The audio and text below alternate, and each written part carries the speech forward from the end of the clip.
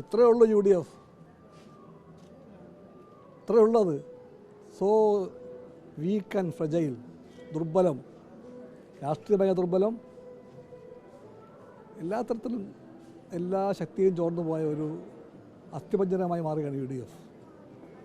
ഒരു വെറും അൻവർ കുലുക്കിയാൽ അത് കുലുങ്ങും. വെറും അൻവർ, സോപ്പ് കുമളയെ പോലെ ഞങ്ങൾ തള്ളിക്കളയുന്ന അൻവർ, ആ അൻവർ കുലുക്കിയാൽ UDF കുലുങ്ങും. ഭരണവിരുദ്ധ വികാരം അലയടിക്കും, അവിടെ UDFന് ശക്തമായി വിജയം കിട്ടുമെന്നൊക്കെയാണ് UDF ഇപ്പോഴും പറയുന്നത്. അത് അവരുടെ ഗതികേട് കൊണ്ട് പറയുകയാണ്. ആ വികാരം ഇല്ലല്ലോ. ഒരാശങ്കയും LDFനില്ല. ഞങ്ങൾ പൂർണ്ണമായും ജയിക്കുമെന്ന ഉറപ്പിൽ നിൽക്കുകയാണ്. ഓരോ ദിവസം ചെല്ലും തോറും ആ ഉറപ്പിന് ശക്തി കൂടുകയാണ്. ജനങ്ങളാകെ LDFൻ്റെ കൂടെയാണ്. LDF ആണ് ശരി, LDF ആണ് ജയിക്കേണ്ടത്. അത് ഒന്ന് വെയിറ്റ് ചെയ്യേ.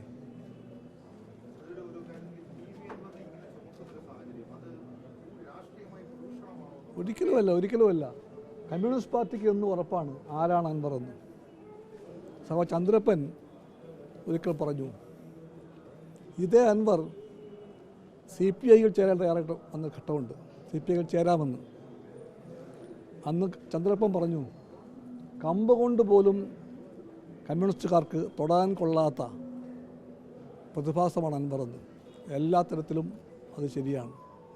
ആ അൻവറിനെ ഒരു പാർട്ടിക്കും ചുമക്കാൻ പറ്റില്ല. നമ്മുടെ രാഷ്ട്രീയത്തിലെ ഗതികേടിൻ്റെയും വൃത്തികേടിൻ്റെയും എല്ലാം പ്രതീകമായിട്ട് മാറിയ അൻവർ അദ്ദേഹം കുഴിച്ച് കുഴി വീഴുകയാണ് ഇപ്പോൾ.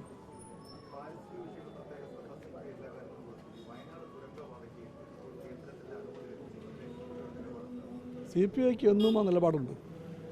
പരിസ്ഥിതിയെ CPI മാത്രമല്ല, എല്ലാ പാർട്ടികളും മാനിക്കണമെന്നാണ് CPI കാഴ്ചപ്പാട്. പരിസ്ഥിതി ബോധവും പരിസ്ഥിതി വാദവും CPI കുത്തകയാക്കാൻ CPIക്ക് താല്പര്യമില്ല. പ്രകൃതി അത്രയും പ്രധാനപ്പെട്ട ഒന്നാണ്. ഇന്നിനും നാളേക്കും വേണ്ടി പ്രകൃതിയെ കാത്തുരക്ഷിക്കണം.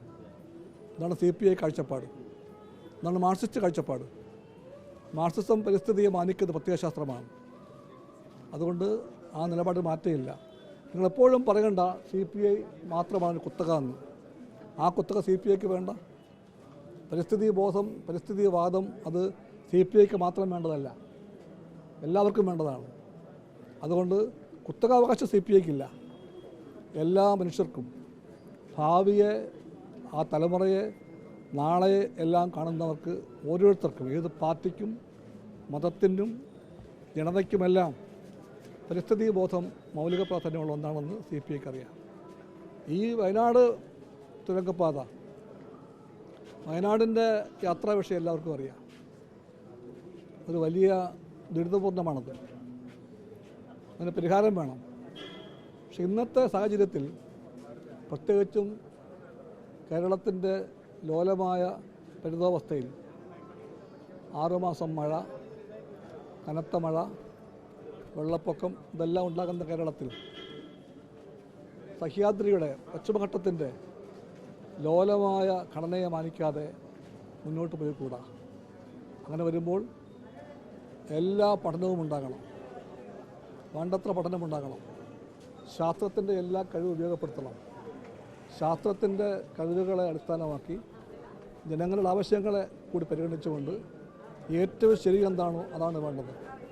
അങ്ങനെ വരുമ്പോൾ ഒരു ചെറിയ മഴ പെയ്താൽ തകർന്നു വീഴുന്ന നമ്മുടെ കുന്നുകളും നമ്മുടെ മലകളും എല്ലാം നാം കണ്ടുകൊണ്ടിരിക്കെ പരിസ്ഥിതിയുടെ ഈ ഫ്രജിലിറ്റിയെ, ദുർബലാവസ്ഥയെ പരിഗണിക്കാതെ നമ്മൾ പോകുന്നത് ഉചിതമാണെന്ന് ആരും പറയാൻ വഴിയില്ല. അതുകൊണ്ട് പറയുകയാണ്, CPI എതിർക്കുകയല്ല, പക്ഷേ വേണ്ടത്ര ആലോചന വേണം, ശാസ്ത്രീയ പഠനങ്ങൾ വേണം, ജനങ്ങളെ ആകത്തിൻ്റെ വിശ്വാസത്തിലെടുക്കണം. അല്ലാതെ എടുത്തുചാടിപ്പോയാൽ ഒരു പക്ഷേ നമുക്ക് നാളെ ദുഃഖിക്കേണ്ടി വരും. അത് ഒഴിവാക്കണം എന്നാണ് CPI കാഴ്ചപ്പാട്. ഇതിൻ്റെ അർത്ഥം CPI എതിർത്തു എന്നല്ല.